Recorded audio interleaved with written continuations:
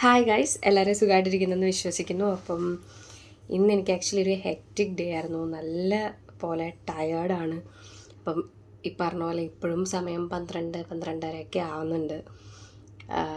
ഇന്നും ഈ പറഞ്ഞ പോലെ വീഡിയോ പോസ്റ്റ് ചെയ്തില്ലെങ്കിൽ എൻ്റെ കൺസിസ്റ്റൻസിയെ ബ്രേക്ക് ചെയ്യും എന്നുള്ളത് കൊണ്ടാണ് ഇന്നും വീഡിയോ ചെയ്യണം എന്ന് ഉദ്ദേശിക്കുന്നത്. അപ്പം ഇന്ന് ഈ പറഞ്ഞ പോലെ ഹെക്റ്റിക് ഡേ ആണെങ്കിലും അപ്പാർട്ട് ഫ്രം ദാറ്റ് ഇന്നത്തെ ടോപ്പിക് എന്ന് പറയുന്നത് ഗ്രോത്ത് മൈൻഡ് സെറ്റിനെ കുറിച്ചിട്ടാണ്.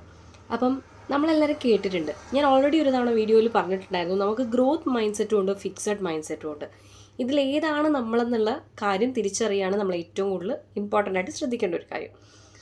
അപ്പോൾ ഈ ഗ്രോത്ത് മൈൻഡ് സെറ്റ് എന്ന് ഉദ്ദേശിക്കുമ്പോൾ നമുക്കൊരു കാര്യത്തെക്കുറിച്ച് ആരെങ്കിലും ഇപ്പോൾ പറയുകയാണ്, നിനക്ക് അതൊന്നും ചെയ്യാമോ, പറയോ, അയ്യോ എന്നെക്കൊണ്ട് ചെയ്യാൻ പറ്റത്തില്ല, എനിക്ക് അത്രയ്ക്ക് വശമില്ല, എനിക്കതറിയില്ല. ഇതായിരിക്കും മിക്കവരുടെയും മറുപടി. ആരും ഒരിക്കൽ പോലും ഞാൻ നോക്കട്ടെ, അല്ലെങ്കിൽ ഞാനതൊന്ന് പഠിക്കാം, ഈ ഒരു കാര്യത്തെക്കുറിച്ച് ആരും പറയാറില്ല. അഥവാ അങ്ങനെ പറഞ്ഞാൽ ഇതൊന്നും നിന്നെക്കൊണ്ട് പറ്റുന്ന പണിയല്ല എന്ന് പറഞ്ഞിട്ട് ആരെങ്കിലും പറഞ്ഞിട്ട് നമ്മളെ താത്തിക്കിട്ടും. പക്ഷേ ഈ ഒരു ഗ്രോത്ത് മൈൻഡ് സെറ്റ് എന്ന് പറയുന്നത് എപ്പോഴും ഏതു പ്രായമാണേലും പഠിക്കാൻ ഉള്ള ആ ഒരു മനസ്സിനെയാണ് അത് ഉദ്ദേശിക്കുന്നത് മെയിനായിട്ട്. അപ്പം ഈ പ്രായത്തിൽ ഇനി എന്ത് പഠിക്കാനാ എന്ന് വിചാരിച്ചിരിക്കുന്നവരുണ്ടാവും. പക്ഷേ പഠിക്കുന്നതിന് ആക്ച്വലി പ്രായമില്ല. ഏത് പ്രായമാണേലും പഠിക്കാനുള്ളൊരു മനസ്സുണ്ടായാൽ മതി. അതേപോലെ തന്നെ നമുക്ക് ഒരു കാര്യത്തെ, ഒരു പുതിയ സ്കില്ല്, ഇപ്പം നിങ്ങൾക്ക് ഇംഗ്ലീഷ് ഒരു തരി പോലും സംസാരിക്കാൻ അറിയാത്തൊരു വ്യക്തിയാണെന്നിരിക്കട്ടെ, നാളെ നിങ്ങളൊരു വൈറ്റ് കോളർ ജോബിന് പോകുമ്പം ഇംഗ്ലീഷ് ആവശ്യമാണ്. സോ ആ ജോലിക്ക് വേണ്ടിയിട്ടെങ്കിലും നിങ്ങളത് പഠിക്കും. നേരെ മറിച്ച് വെറുതെ നടക്കുന്നൊരു സമയത്ത് നിങ്ങളുടെ അടുത്ത് പറയുകയാണ്, പോയി ഇംഗ്ലീഷ് പഠിക്കുക, ഇംഗ്ലീഷ് വായിക്കുക, ഇംഗ്ലീഷ് പുസ്തകം നോക്ക്, ഇങ്ങനെയൊക്കെ പറയുമ്പോഴത്തേനും നമ്മൾ അന്നത് ചെവിക്കൊള്ളത്തില്ല. പക്ഷേ അത് കാലക്രമേണ ആവശ്യം വരുമ്പോഴത്തേനും, അല്ലെ നമുക്ക്, ഞാൻ പറഞ്ഞു ആവശ്യവും അത്യാവശ്യവും ഡിഫറൻസ് ഉണ്ട്. അപ്പം നമുക്ക് വൺസ് അത് വേണം, അല്ലെ അതില്ലാണ്ട് പറ്റില്ല എന്നൊരു സ്റ്റേജ് എത്തിക്കഴിയുമ്പോഴത്തേനും നമ്മൾ എന്ത് ചെയ്യും, ഓട്ടോമാറ്റിക്കലി അത് പഠിക്കണം, അല്ലെ അത് പഠിച്ചാലേ ഉണ്ടാവുള്ളൂ എന്നുള്ള മൈൻഡ് സെറ്റിലോട്ട് എത്തും. അപ്പോൾ നമ്മൾ പഠിക്കാനുള്ള ആ ഒരു ഇത് കാണിക്കും. അപ്പം ഇതെന്ന് മാത്രമല്ല, ഏതൊരു കാര്യം, അത് ഞാൻ ജസ്റ്റ് ഒരു എക്സാമ്പിൾ എന്നുള്ള രീതിക്ക് പറഞ്ഞതാണ്, ഏതൊരു കാര്യമാണേലും പഠിക്കാനുള്ള ആ ഒരു മനസ്സുണ്ടാവുക എന്നുള്ളതാണ് ഏറ്റവും ഇമ്പോർട്ടൻ്റ് ആയിട്ടുള്ള കാര്യം. അതിപ്പം എത്ര ചെറുതും ആയിക്കോട്ടെ. ഇപ്പം എന്നെ സംബന്ധിച്ച് ഈ ക്രോഷേ മേക്കിംഗ് എനിക്ക് കണ്ട് ഇഷ്ടപ്പെട്ടിട്ടുണ്ട്. പക്ഷേ ഞാൻ വിചാരിക്കും എന്ത് ടഫാണ്, ഇത് ചെയ്യാൻ പറ്റത്തില്ലായിരിക്കും, ഇത് വിട്ടേക്കാവുന്നു. പക്ഷേ ബേസിക്കായിട്ട് ഒരു ശ്രമവും എടുക്കാണ്ട്, ഒരു രീതിയിലും അതിനെക്കുറിച്ച് ട്രൈ ചെയ്യാണ്ട് വെറുതെ വീഡിയോസ് കണ്ടിട്ട് ഇതെനിക്ക് പറ്റത്തില്ല. ഇതേപോലെ തന്നെ മാറ്റി വെച്ചിരുന്ന പൈപ്പ് ക്ലീനേഴ്സ് വെച്ചിട്ട് ഓരോന്നൊക്കെ ഉണ്ടാക്കുന്നത്. ഞാനാണെങ്കിൽ എനിക്ക് വലുതായിട്ട് ഉണ്ടാക്കാൻ അറിയോ, അല്ലേ ഈ പറഞ്ഞ പോലെ ഭയങ്കര അതിൽ ഭംഗി ഉണ്ടാവും ഒന്നുമില്ല. പക്ഷേ ചെറിയ തോതിൽ ഇതൊക്കെ ശ്രമിച്ച് ഒരു പൂ ആദ്യം ഉണ്ടാക്കി, അത് കഴിഞ്ഞിട്ട് ഒരു ഒക്ടോപ്പസിനെ ഉണ്ടാക്കി, അങ്ങനെ 1-2 കാര്യങ്ങൾ ചെയ്ത് നോക്കിയിട്ടാണ്. പലതും ആദ്യ ശ്രമത്തിൽ തന്നെ ശരിയാവണമെന്നില്ല. അതിപ്പം ഇതെന്നല്ല, എന്ത് കാര്യവും നമുക്ക് പെട്ടെന്നൊരു റിസൾട്ട് കിട്ടും, അല്ലെങ്കിൽ അത് കിട്ടിയേ തീരൂ എന്നുള്ള രീതിയിലൊരു കാര്യം ചെയ്തു കഴിഞ്ഞാൽ അതിന് പ്രോപ്പർ റിസൾട്ട് ഉണ്ടാവാതെ വരുമ്പോഴത്തേനും നമുക്ക് ഭയങ്കര ബുദ്ധിമുട്ടായിരിക്കും.